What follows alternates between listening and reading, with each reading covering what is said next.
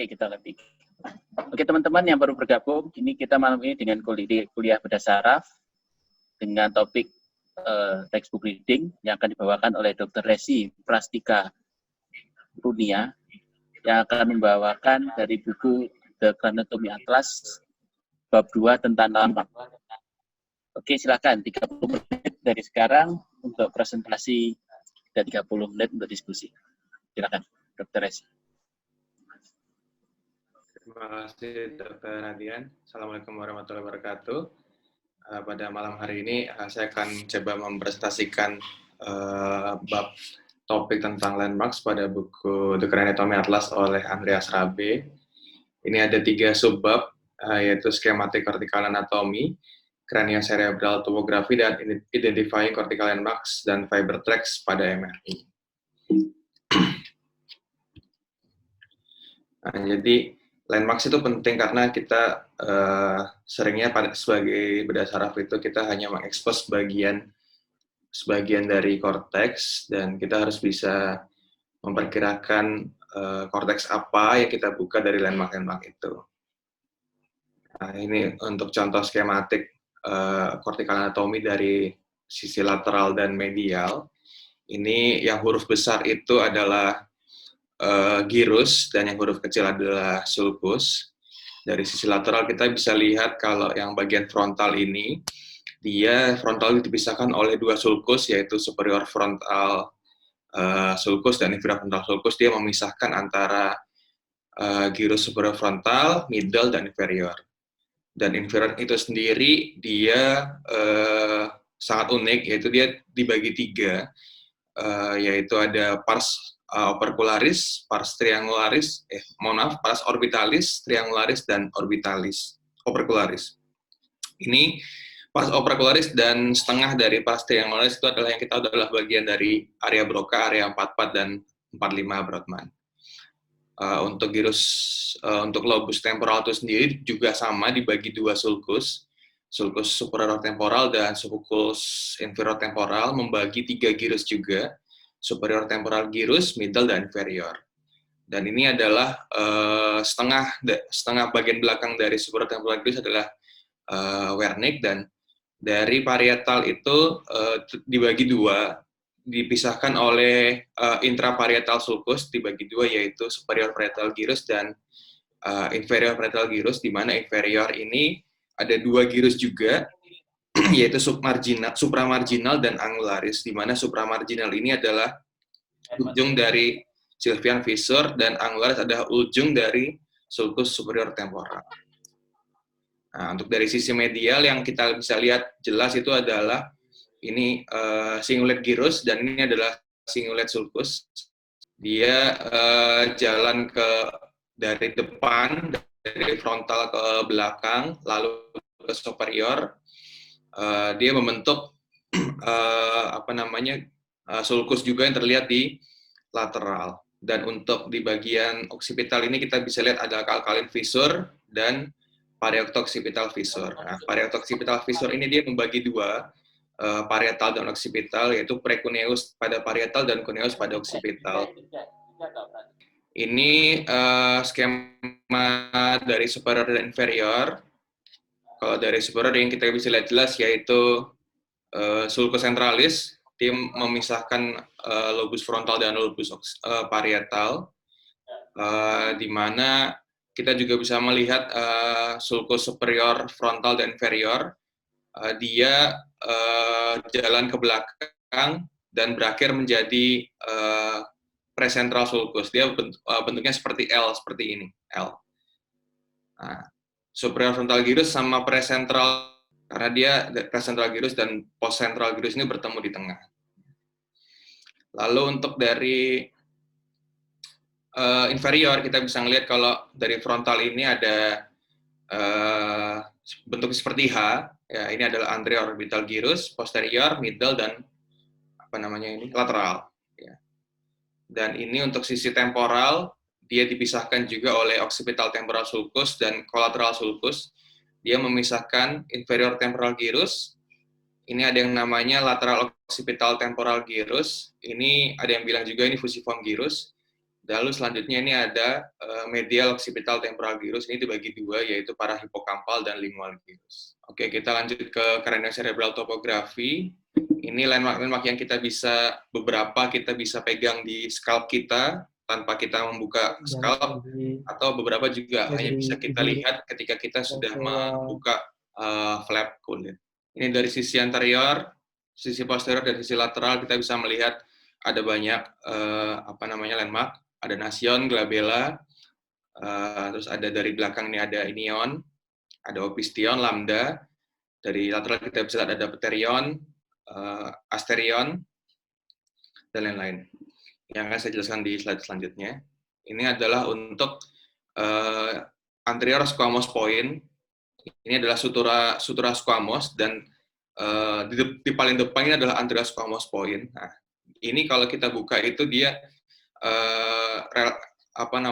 di bawah dari anterior squamous point adalah base dari pars triangularis inferior frontal gyrus. Ya, ini kita bisa lihat ini adalah yang pars orbitalis, ini pars triangularis, dan ini pars opercularis. Dia tepat di bawahnya itu adalah base dari pars triangularis dari inferior frontal gyrus. Yang dimana ini merupakan pusat bahasa ya, area Broca. Ya, ini kalau dari sisi surgeon view dari kita, dia terletak di sini. Lalu ini untuk titik asterion. Titik asterion ini adalah pertemuan dari sutura lambdoid, sutura parieto-occipital, dan sutura parietomastoid dan sutura occipitomastoid. Dia bertemu di sini, dan dia ini merupakan transisi dari transverse ke sigmoid sinus. Terkadang juga saat kita bor titik asterion ini, dia bawahnya itu adalah sinus sigmoid. Terkadang juga dia adalah sepertiga belakang dari sinus transversus. Ini sangat bervariasi sekali. Lalu titik brekma itu adalah pertemuan dari sutura sagittal dan sutura koronaria. Yang kita bisa tahu adalah kalau brekma itu dia terletak 12-13 cm posterior dari nasion, dan dia juga kita bisa mengetahui sulcus centralis yang terletak 5-5,5 cm di belakang dari brekma. Presental sulcus, ya ini presental sulcus, dia terletak 3-3,5 cm di belakang brekma. Brekma ini letaknya di tengah. Kalau kita biasanya term yang kita pakai kalau kita pakai dari medial collateral itu kita pakainya sutura koronaria. Dan brekma ini biasa kita sebut sebagai protuberansia yang paling atas. Dia kalau kita pegang ini, dia tuh terasa protuberansia. Ini adalah sutura koronaria. Dia itu untuk mengukur lateral ke midline, dipakai lebih sering dipakai dibanding brekma. Nah, semakin lateral itu sutura koroner itu semakin ke depan. Nanti akan saya kaitkan dengan anatomi yang lain. Lalu ini ada frontotemporal. Frontotemporal ini merupakan landmark dari dia tuh dasar dari fossa anterior yang sisi lateral. Terus ini inion. Inion ini merupakan garis yang membagi antara supratentorial dan infratentorial. Cuman terkadang ini sangat bervariasi sekali antara tiap-tiap orang. Dan biasanya di bawah dari inion itu adalah suatu confluent sinum atau torcula. Dan ini juga sangat bervariasi sekali. Ini adalah contoh variasi yang terjadi pada gambaran MRI, di mana ini adalah titik inion, sedang di bawahnya adalah langsung suatu sinus confluent. Sedangkan ini pada MRI yang berbeda, ini titik inion dan sinus confluent masih di atasnya. Ya, ini sangat bervariasi sekali. Midline point dari bagian posterior dari foramen magnum. Ini biasanya kita buka untuk approach suboccipital. Lalu ada pterion. Pterion itu sebenarnya bukan suatu titik, tapi dia itu adalah small region. Dia daerah yang sangat kecil, yang dia adalah pertemuan antara 4 tulang, yaitu tulang frontal, tulang parietal, tulang temporal, dan yang ke dalam itu adalah tulang sphenoid. Dia kalau kita buka itu adalah border bawah dari inferior frontal gyrus yang dekat dari sylvian fissure. Ini beda dengan anterior squamous point yang tadi saya sebutkan pertama. Kalau anterior di belakangnya sedikit itu adalah merupakan suatu tip dari pars triangulaire. Lalu Stephanion ini adalah merupakan pertemuan dari sutura coronaria dengan superior temporal line. Ini dia merupakan level dari inferior frontal sulcus. Inferior frontal sulcus, di mana dia kalau jalan ke belakang, dia akan bertemu dengan presentral sulcus. Dan dia bisa digunakan sebagai marker juga untuk mengetahui di mana letak dari area Broca. Caranya adalah dari titik Stephanion ini kita tarik garis ke anterior squamous point. Nah, 1 cm di depan dari garis ini sampai 3 cm di belakang dari garis imajiner ini adalah perkiraan area Broca. Ya, ini contohnya. Nah, ini can be used to localize motor speech area. Ini untuk skull base point, yang kita pakai ada nasion, frontotemporal, dan zygomatic arch, di mana nasion adalah merupakan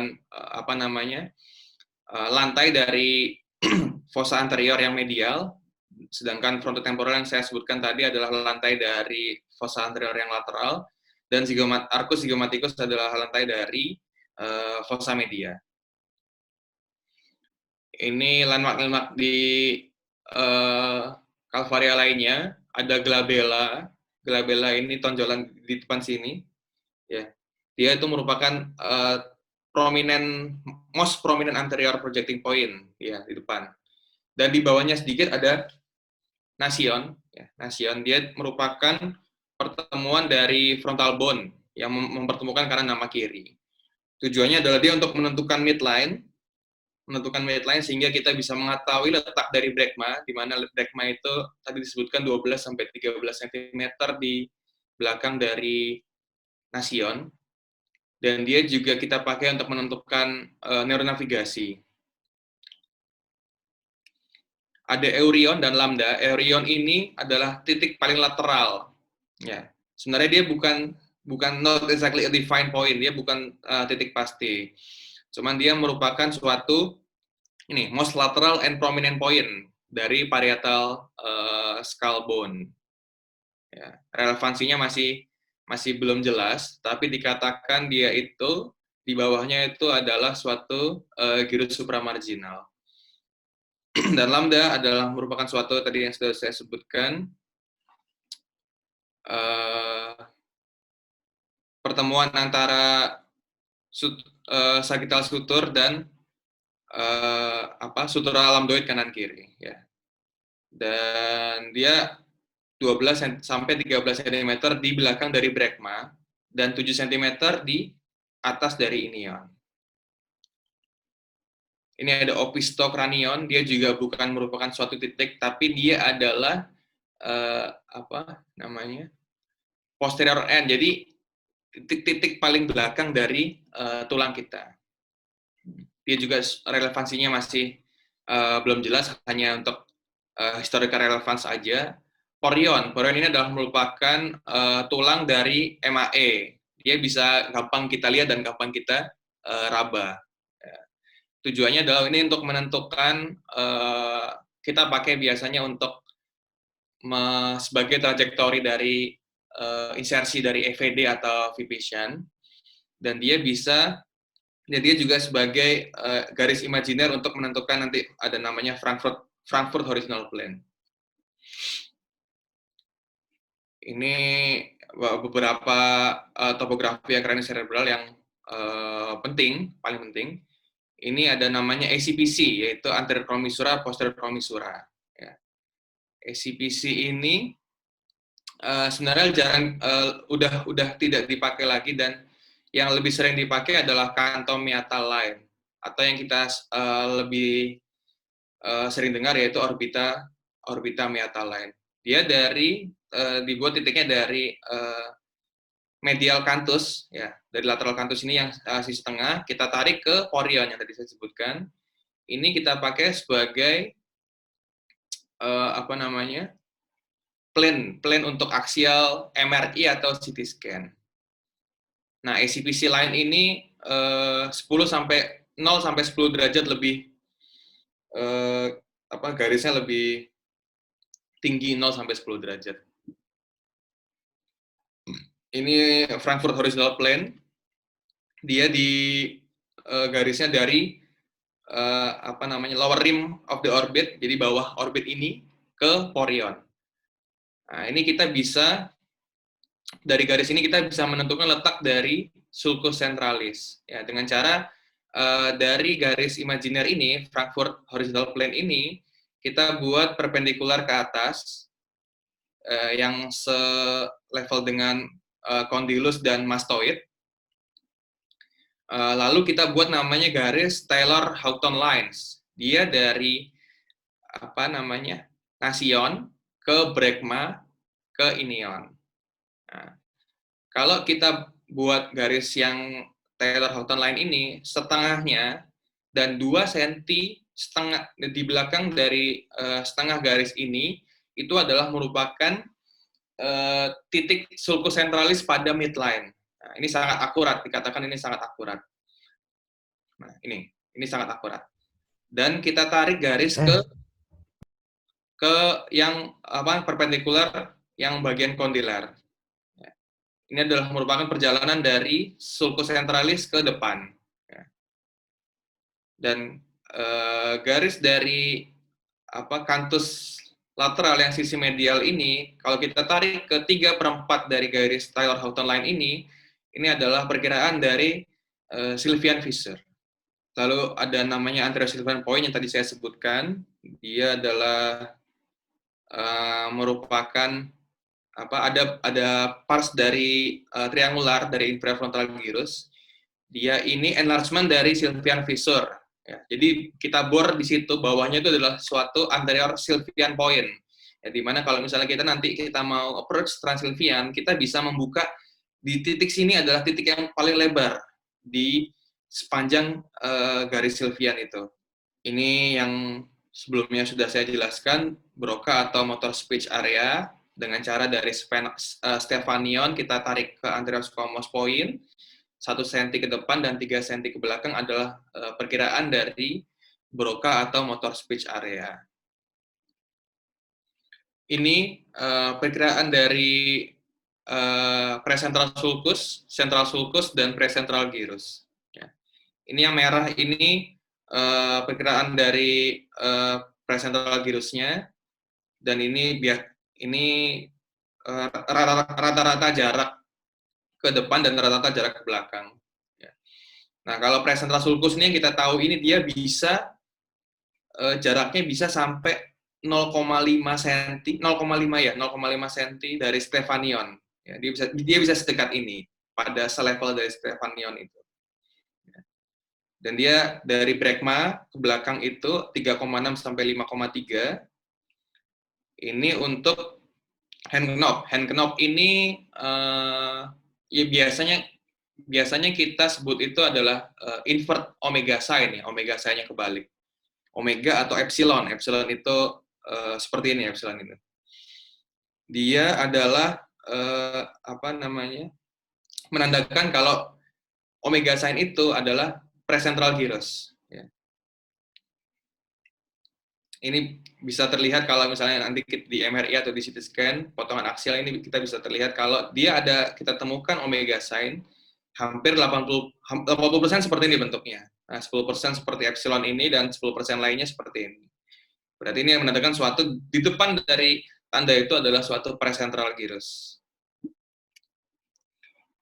Ini inferior frontal dan precentral sulcus meeting point, di mana ini yang kita tahu ini adalah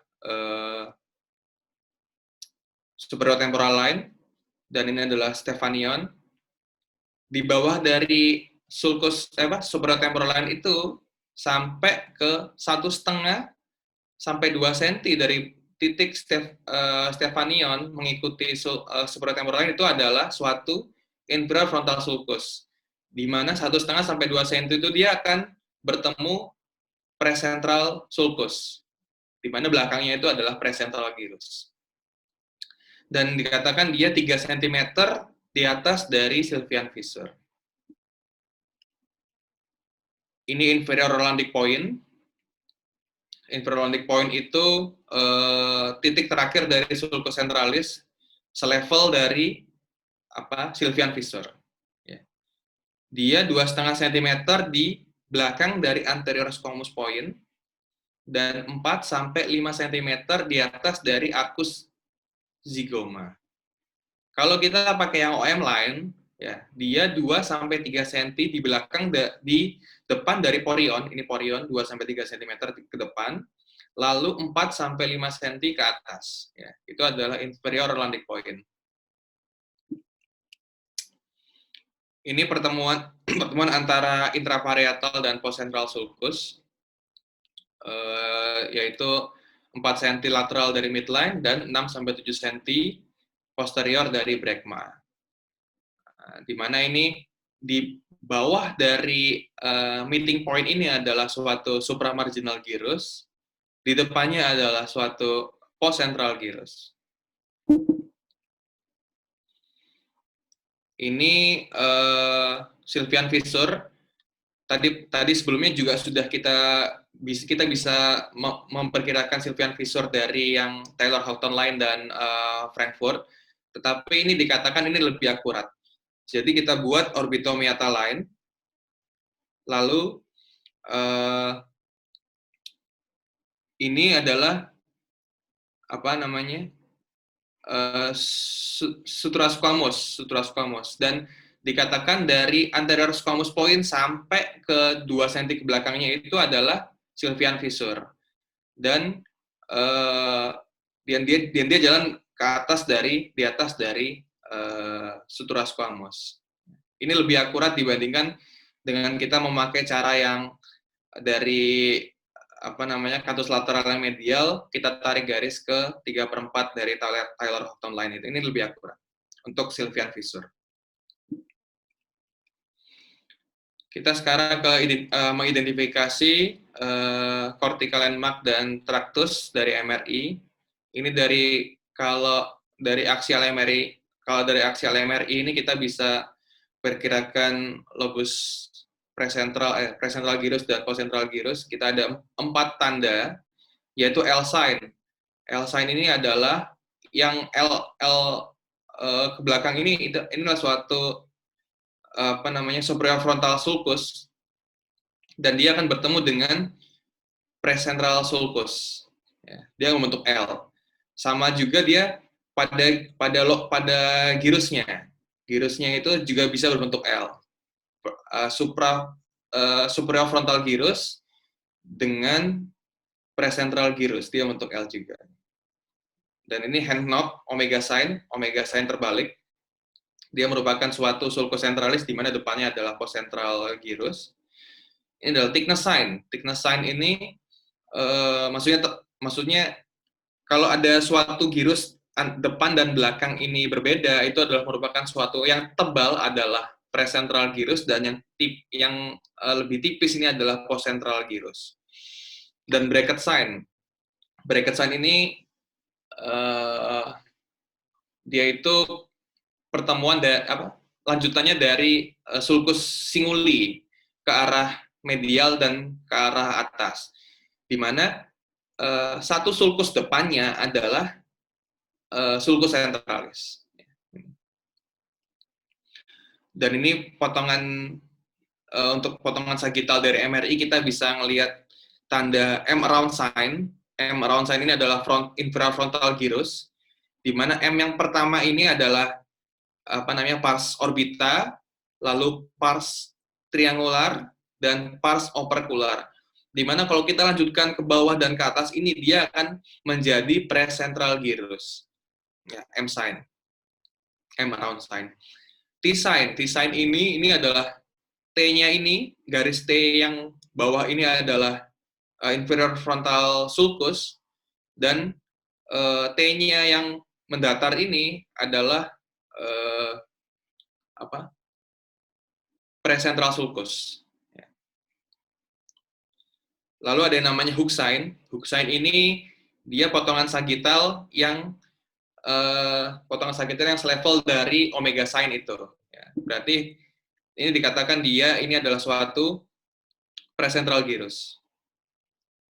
Dan U sign ini kalau M sign ini adalah berarti ini suatu post presentral gyrus, dan U sign ini dikatakan pada sisi paling lateral itu post sentral dan presentral itu bertemu menjadi subsentral, dikatakan seperti itu, dan membentuk U sign. Ya, di mana ini adalah post sentral dan ini subsentral, dan depannya ini adalah presentral gyrus. Ini untuk cortical line match untuk bahasa. Ada M sign yang tadi saya sebutkan, ini adalah untuk Broca, dan dorsal superior temporal gyrus ini adalah untuk Wernicke, dan ini dia berjalan ke belakang dan ke superior, jalan ke superior dan ke depan. Ini merupakan ujung dari Sylvian fissure, yaitu supramarginal gyrus, dan yang satu lagi ini seperti U juga, horseshoe juga, lanjutan ujung dari superior temporal sulcus. Ya, dia membentuk angular gyrus. Ini primary visual cortex. Ini bracket sign yang tadi terlihat di potongan aksial. Ini adalah cingulate sulcus berjalan dari depan ke belakang lalu ke atas, dan satu sulcus di depannya adalah central sulcus. Ya, red dot ini adalah central sulcus. Dan ini adalah lazy Y sign. Ya, di mana yang biru ini adalah suatu calcarine sulcus, dan yang ungu ini adalah parieto-occipital sulcus. Ya, ini yang parieto-occipital sulcus ini memisahkan parietal dan occipital, ya, precuneus dan cuneus. Lalu ini kita menentukan fiber tract dari MRI. Ini adalah yang tadi bracket sign ini, ya. Jadi central sulcus depan dari marginal ramus dari sulcus cingulate sulcus, dan apabila ini ada berarti ini sulcus yang marginal ramus cingulate sulcus ini, dan depannya ini adalah central sulcus. Berarti depannya ini adalah presentral gyrus. Lalu kita dari presentral gyrus ini, corticospinal tract ini jalan ke bawah ke arah midbrain. Lalu ada dua titik ungu ini adalah suatu anterior dan posterior commissura. Corticospinal tract ini berjalan di antara dua itu. Lalu ini untuk menentukan dari MRI, kita bisa membuat persegi panjang seperti ini dari batas ventricle lateral yang anterior, posterior, lalu sisi lateral dari ventricle lateral, dan batas lateral dari cortex. Kita buat persegi panjang seperti ini, dan dari yang panjangnya ini 2/3-nya itu adalah 2/3, dan dari lebarnya ini 1/4-nya ini adalah suatu titik dari corticospinal. Kalau kita runtut slice demi slice itu, kita bisa membuat seperti ini. Ya, 2/3 ke belakang, dan 1/4 sisi medial ini, titik ini adalah corticospinal. Ini dari kita juga bisa melihat corticospinal tract selevel dari basal ganglia, dan ini adalah suatu nucleus lentiform. Kita buat garis dari sisi depan sampai sisi belakang sejajar dengan nucleus lentiform ini, dan setengah sampai 3/4 dari garis ini adalah suatu corticospinal tract. Ini kita menentukan fasciculus arcuatus dari MRI. Jadi fasciculus arcuatus itu adalah menghubungkan Broca dan Wernicke ya.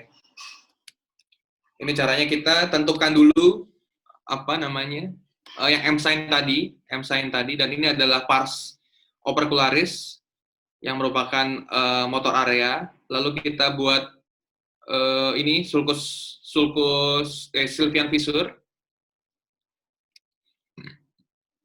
Nah, ini kita juga bisa mengetahui ini adalah yang T sign itu tadi. Dan ini jalan ini track dari Broca ke area Wernicke. Dan kalau kita lihat gambarnya, dia berjalan seperti ini. Dia berjalan ke dorsal dari superior temporal gyrus ini, yang merupakan suatu Wernicke. Ini sesuai ini sama potongan yang depan ini kita lihat kalau kita buat garis dari ventricle lateral ini sisi atas, lalu kita buat garis juga ini dari insula, kita buat garis, dan ini adalah yang bagian dari Broca, dan ini adalah yang bagian dari Wernicke. Sama seperti ini kita buat juga dari batas superior ventricle lateral, kita bikin garis ke lateral, lalu dari insula ini kita buat garis ke tegak lurus atas ke bawah. Sama juga untuk yang ini. Dan ini adalah menentukan optic tract. Jadi dari optic tract ini kita bisa menentukan ini batas akhir dari insula, lalu ini dari sisterna, sisterna ambian ini kita bisa menentukan ini adalah suatu lateral geniculate. Dari koronal kita juga bisa menentukan ini dari insula batas bawah, dan ini adalah sisterna. Ini contohnya dari visual cortex. Ya, dia menyusuri dari ventricle lateral posterior horn, lalu jalan ke depan, dan dia melingkupi dari ventricle lateral yang temporal horn. Ya. Ini kalau dari potongan koronal seperti ini. Dia dari belakang ini adalah yang visual cortex, dia jalan ke depan, dia menyusuri dari ventricle lateral yang posterior horn, jalan ke depan, lalu ini adalah yang temporal horn, dia berada pada sisi atas dari temporal horn. Sama ini juga, ini optical tract, ini yang ini adalah suatu Mears loop, dia berjalan, dia merupakan yang paling lateral dan paling depan, lalu jalan bertemu dengan track lainnya ke atas, ke superior. Ya, dia berada pada temporal horn yang sisi depan ini. Kalau dari potongan koronal, dia berada di temporal horn di sisi lateral dan sisi atas. Mohon arahannya dari dokter dan teman-teman sekalian. Terima kasih, Dokter Resi. Ya, waktunya 38 menit. Dari banyak topik yang kita pelajari. Dari sini silakan untuk panelisnya memberikan komen atau pertanyaan. Mungkin Dokter Sadullah atau Dokter Fajar, silakan. Ya, izin dokter. Ya, silakan ya, Dokter Fajar. Dok. Selamat malam, dokter senior yang hadir di diskusi ini dan teman-teman semua CPDS.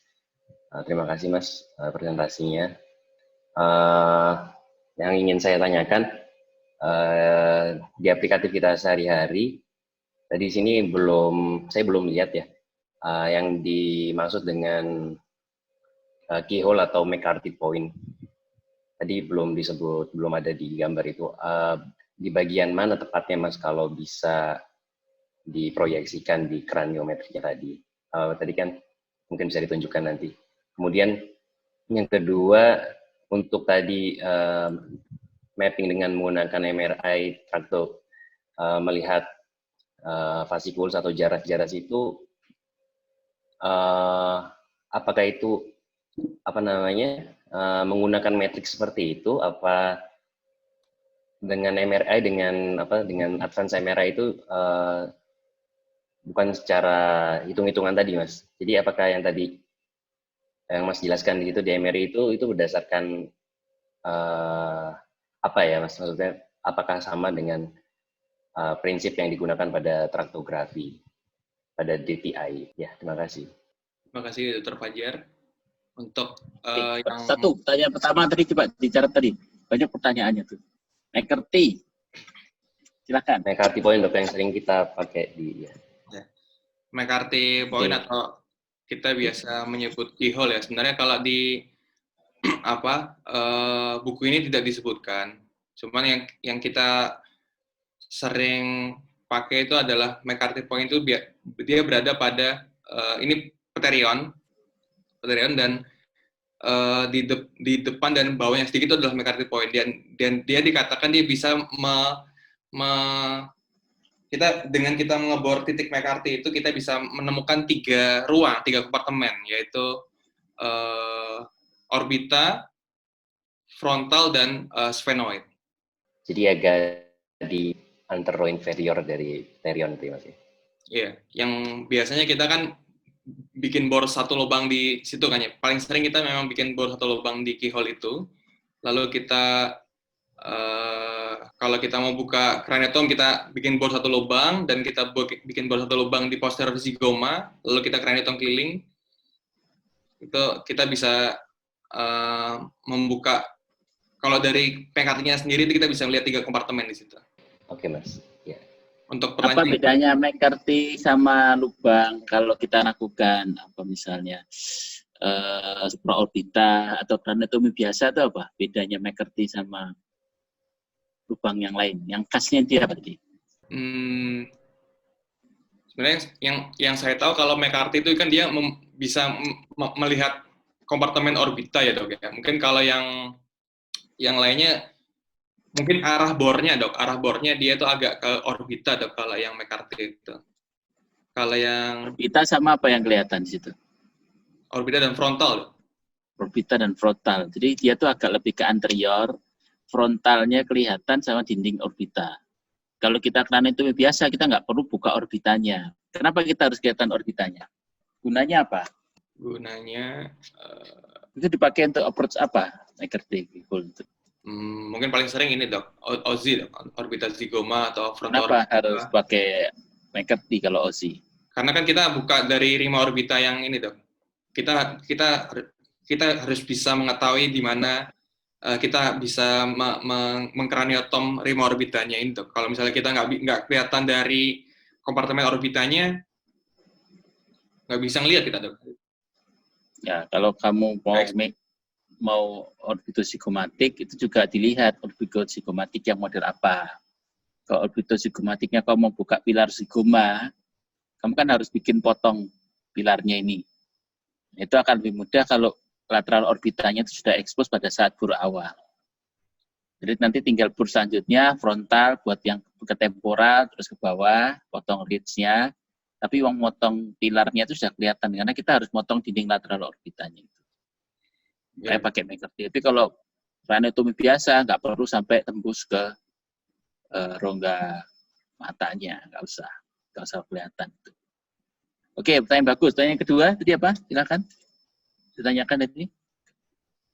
Ini mengetahui dari ini ya, DTI-nya MRI ya. Yang tadi mapping dari MRI itu, apakah itu sesuai dengan prinsip DTI? Nah ini, atau dihitung manual dengan senti-sentian tadi dengan garis-garis imajiner? Kalau cara radiologi membuat DTI, jujur saya juga kurang tahu, Jar. Cuman, dan nggak semua radiologi itu bisa membuat DTI. Nah, tapi kita bisa, seenggaknya kita bisa tahu di mana letak dari corticospinal tract, arcuate vesicle, optic tract, dan lain-lain itu. Kalau seumpama nanti kita di daerah itu, radiologinya nggak bisa buat DTI. Izin, Dok. Silakan.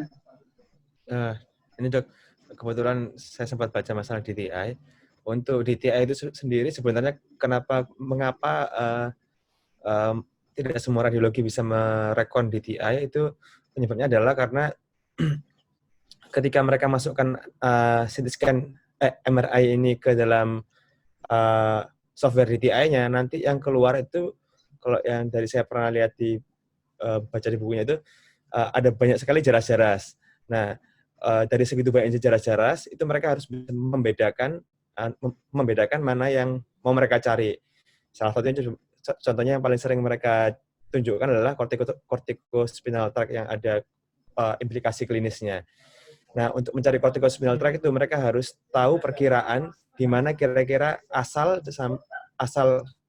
corticospinal tract itu sampai endingnya di mana. Nah, dari situ mereka memperkirakan kira-kira serabut mana yang merupakan corticospinal tract. Jadi sebenarnya dengan kita tahu central sulcus ini, diharapkan nanti kalau misalnya radiologi untuk mencari tahu yang mana dari serabut, karena begitu mereka masukkan ke komputer itu keluar semua, Dok. Nah, untuk mereka memetani yang mana yang merupakan corticospinal tract, mereka harus bisa tahu yang mana yang central sulcus. Nanti mereka coba ikuti dengan kira-kira arah corticospinal tract-nya kemana, Dok. Jadi pengetahuan ini juga berguna buat radiologi sebenarnya, Dok, untuk merekon DTI untuk mereka. Oke. Terima kasih. Jadi memang neuroradiologi kita masih terbatas. Jadi untuk kawan-kawan nanti yang misalnya bertugas di tempat sudah ada MRI, ini bisa menjadi bahan diskusi untuk teman-teman radiologi. Dan sebagai catatan, ini kan landmark. Landmark mulai dari tulang, dari kortikal landmark, tulang, sampai dengan gambaran MRI. Jadi pada saat kita menggunakan navigasi, kita lebih baik sudah dibekali ini dulu. Kalau kita sudah paham, ini navigasi tadi akan membantu mengkonfirmasi, tapi kita sudah tahu kira-kira tempatnya di mana. Pada saat kalian nanti tidak punya neuronavigasi, ini jadi salah satu panduan untuk menentukan titik-titik penting, terutama landmark tulangnya tadi. Kalau untuk tumor, misalnya fungsi tumor ini, landmark fisiologis tadi agak susah dipakai. Nanti pasti bergeser kemana itu yang sulit untuk kita pakai. Ini kan landmark dalam kondisi normal ini, ya. Tapi kita bisa kira-kira, paling enggak sulcus sentral itu wajib itu. Oh, dia presentral atau postsentral. Itu coba mundur sebentar, mundur satu slide dari ini. Satu yang penting, cukup. Bukan. Bukan. Mundur. Yang tadi omega sign. Nah ini, ini coba lihat nih ya. The center of ini yang selalu saya pakai. Omega sign dipakai, kemudian center dari hand knob-nya itu berada 4 cm dari corona suturaria. Jadi itu yang selalu saya pakai. Jadi kapan saya curiga itu motor, lalu saya bilang 4 cm di belakang. Dan hand knob itu kan tidak di medial banget, dia agak di tengah, ya kan? Dia tempatnya nggak di tengah. Kalau di tengahnya mungkin tadi hitungannya tadi 5 cm tadi, kalau nggak salah tadi ya. Kalau di midline, jadi 4 cm, 5 cm, dan dia makin mendekat ke depan. Jadi patokannya kita pakai itu untuk memperkirakan lokasi sulcus sentral. Dan dia tidak paralel dengan sutura koronaria, jangan lupa. Dia miring gini. Koronaria di sini dia lebih ke depan, ada garisnya ini. Dia lebih naik ke depan. Ini bisa jadi referensi ini. Ini referensi bagus ini, bahwa dia makin ke depan ada jaraknya. Di yang berikutnya ada itu berapa senti. Waktu di titik itu kan ada tadi 2 cm atau berapa senti tadi, gambar setelah ini mungkin ya, nanti silahkan dilihat itu. Pokoknya buat patokan bahwa sutura koronaria dan lokasi itu tadi bisa dijadikan Bukan yang belakang, bukan yang itu. Oke, nggak apa-apa. Intinya itu. Ada pertanyaan lain? Silakan. Dari dokter, siapa? Dirga. Halo. Ibi, silakan. Ibi pakai itu masalahnya, pakai pelindung dia, jadi nggak dengar. Mungkin terputus. Mungkin senior yang lain dulu mohon beri masukan, Dokter Zaini atau Dokter siapa yang bergabung? Dokter Zaini atau Dokter siapa? Silakan, Dokter Zaini monggo. Jadi ini ya di tengah-tengah operasi dia masih sempat bimbing kalian tuh lihat tuh. Pakai astronot. Silakan Dokter Irwan. Kalau nggak gitu Dokter Bimba atau Dokter Zaini silakan saya beri kesempatan dulu. Silakan Dokter Irwan. Dimute sudah. Dokter Zaini atau Dokter Bimba monggo. Ada yang mau dikomen atau ditanyakan? Tinggal 7 menit kita. Silakan. Halo. Ya, Dok. Ya, silakan Bi. Ya. Ini presentasinya bagus ya. Oh, jarang-jarang dipuji Presentasinya itu. bagus. Ini sangat penting ya buat teman-teman PPDS. Dulu ini aku jadi ingat waktu fellow dulu. Di Tokyo itu setiap pengoperasi, itu aku ditanya yang tadi kamu presentasikan itu. Jadi ditanya, ayo gambar mana titik Sylviannya. Jadi setiap pengoperasi aku ditanya itu sama Prof. Maruyama. Jadi punyanya Profesor Abe kan ya. Ya ini pesan aja buat teman-teman buat PPDS semua. Ini buku ini harus dibaca ya. Ini buku yang sangat bagus, ini sangat bermanfaat. Jadi kalau bisa, kalau ini pada saat operasi dipraktekkan. Begitu kita ketemu lesi, kita coba imajinasi, misalnya titik-titik poin yang ada di kranial itu. Karena itu sangat penting. Jadi nanti ke depannya kalau misalnya sudah tahu, kita bisa benar-benar minimal invasif. Ya. Minimal invasif itu kita bisa lihat dari MRI-nya, topografinya seperti apa, terus kita imajinasikan ke kepala pasien. Jadi dari poin-poin itu, misalnya pasien itu kelihatannya 1 cm di depannya koronaria, atau 1 cm di depannya presentral, itu kita bisa bayangkan. Dari MRI kita hitung, terus kita bayangkan di kalvarianya. Jadi insisi kita bisa tidak terlalu besar. Kadang-kadang kita harus insisi besar karena kita tidak tahu lokasi persisnya di mana. Tapi dengan kita menguasai ini, kita bisa insisinya lebih kecil. Terus yang kedua, ini juga gunanya untuk mapping. Nah, jadi brain mapping, tapi menggunakan topografi dari titik-titik yang ada di kranium. Ini penting. Jadi di PPDS yang lain yang masih di bawah-bawah, yang masih jaga 1, jaga 2 itu, ini harus dipraktekkan. Kalau nggak dipraktekkan nggak bisa kalau cuma kamu baca.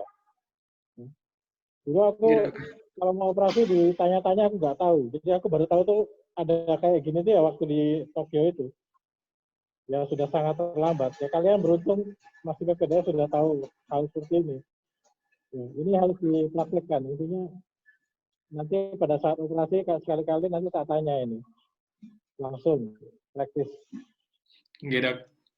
Bukan gitu sekali-sekali, tapi selalu saya tanya ya kalimatnya ya, bukan sekali-sekali. Selalu aja nih. Oke, bagus. Terima kasih, Dok. Jadi ini presentasi bagus. Basic ya, basic untuk kawan-kawan semua. Mungkin yang dari luar mau komen, Dokter Zaini atau Dokter Bimba, silakan. Komen aja Dok, dikit Dok. Silakan. Ini sebenarnya ya sama, presentasinya bagus banget. Ini seperti kalau kita nggak ada neuronavigasi, ini jadi seperti peta buat kita. Harus hafal semua garis dan semua titik itu. Dan yang baru buat saya memang MRI, Dok. Saya juga masih berusaha mengerti karena MRI saya juga baru dilakukan. Jadi ya saya belajar juga di sini. Tapi yang titik-titik poin tadi memang benar-benar membantu kalau di perifer, Dok ya. Itu di saya itu benar-benar membantu kalau kita lagi operasi tumor dan kehilangan arah, di mana kita harus balik ke sutura-sutura itu dan ngukur benar-benar satu-satu. Yep. Dan yang kata Mas Ibi bilang tadi, minimal invasi tadi memang berguna sekali. Ya dalam hal ini saya juga praktekannya di misalnya CVE ICH yang paling gampang, kita bisa benar-benar hanya bisa satu burhul kalau memang kita hafal titik-titiknya dan semuanya proyeksinya dari tulang itu cuma cukup satu burhul, kemudian kita kraniotum sebentar, nah itu bisa langsung dapat ICH-nya kalau itu CVE ICH. Tapi kalau tumor ya mungkin agak lebih besar. Bisa lebih minimal invasif dari biasanya. Gitu aja, Dok. Saya masih belajar tentang MRI dan memang bagus ini proyeksinya MRI-nya, Dok. Saya juga belajar di TI. Terima kasih yang presentasi. Buat rekan-rekan senior yang mau penyegaran, monggo. Memang tapi saya yang undang tidak semua alumni ya. Ini hanya yang kemarin kita rekom sub spesialis itu. Tapi mungkin nanti yang velo juga kalau mau kita undang lah. Yang velo, dapat rekom velo dari kita kan ada beberapa lulusan Surabaya itu. Nanti mungkin kita perluas supaya berbagi penyegaran. Tapi videonya bisa dilihat di YouTube, Mbak. Nanti kita share di YouTube presentasi malam ini. Nanti bukunya tolong PDF-nya bisa di-share ke Dr. Limba juga. Oke, karena waktu tinggal Dr. Zaini mungkin closing, ada sesuatu? Dr. Joni ya, teman-teman? Ada ya? Nggak ada? Oke. Jadi teman-teman PPDS kalian, ini basic yang harus kita kuasai. Tidak semua harus dihafal, tapi intinya sebenarnya kita akan hafal pada saat kita mengaplikasikan di banyak kasus. Yang wajib ya yang penting-penting tadi, sinus, terus kemudian sulcus sentral, silvian, itu wajib. Dan sekarang karena cukuran kita itu minimal, itu agak susah karena waktu gambar-gambar susah kan, ada rambutnya. Kalau zaman dulu kita pasti gundul pasiennya itu lebih gampang, bisa di marking dengan mudah. Tapi sekarang dengan rambut yang dicukur minimalis, ya kita mengukurnya agak susah. Oh tadi yang sama saya cari itu di slide nomor 24 ya, tentang batas bawahnya itu kita lihat di inferior landing point. Kurang lebih 2,5 cm di bawah anterior sylvian point itu batas paling bawahnya. Jadi di atasnya ambil 5, turun di bawahnya kan dia nanti otomatis miring. Itu aja. Oke, terima kasih atas perhatian kawan-kawan yang sudah bergabung. Besok malam kita bergabung lagi untuk diskusi. Tiap malam 1 jam, saya berusaha komitmen maksimal 1 jam per malam. Mohon maaf tadi mulainya telat. Oke, terima kasih. Jika ada salah kata, mohon maaf. Wassalamualaikum warahmatullahi wabarakatuh.